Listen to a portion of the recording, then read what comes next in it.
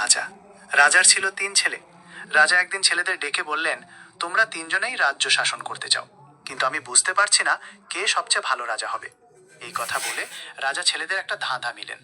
ধাঁধাটা ছিল, কোন জিনিস সবচেয়ে মূল্যবান?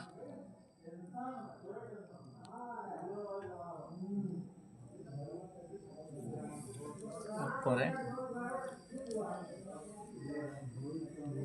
শেষ নাকি? গল্পটা শেষ?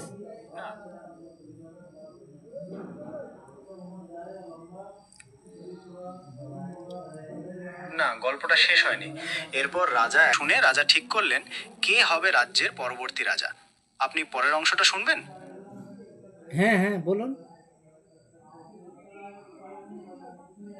তাহলে শুনুন গল্পের পরের অংশ।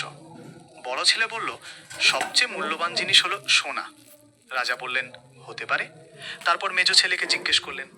মেজো ছেলে বলল, সবচেয়ে মূল্যবান জিনিস হলো প্ল্যাটিনাম। রাজা বললেন, তাও হতে পারে। সবশেষে ছোট ছেলেকে জিজ্ঞেস করলেন। ছোট ছেলে বলল, সবচেয়ে মূল্যবান জিনিস হলো সময়। রাজা ছোট ছেলের উত্তর শুনে খুব খুশি হলেন। তিনি বললেন, তুমিই সবচেয়ে বুদ্ধিমান। সময় সবচেয়ে মূল্যবান জিনিস। এই গল্পটা কেমন লাগলো? তোমাদের মধ্যে কে সবচেয়ে বেশি প্রজাদের ভালোবাসো?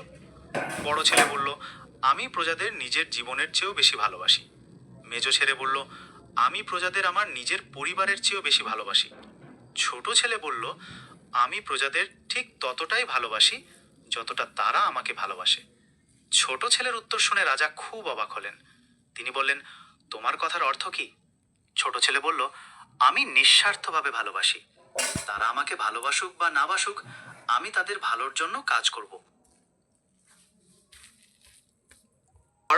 রাজা খুশি হয়ে ছোট ছেলেকে রাজ্যভার দিলেন। তিনি বললেন, প্রকৃত রাজা সেই যে প্রজাদের নিঃস্বার্থভাবে ভালোবাসে। গল্পটা এখানেই শেষ। কেমন লাগলো?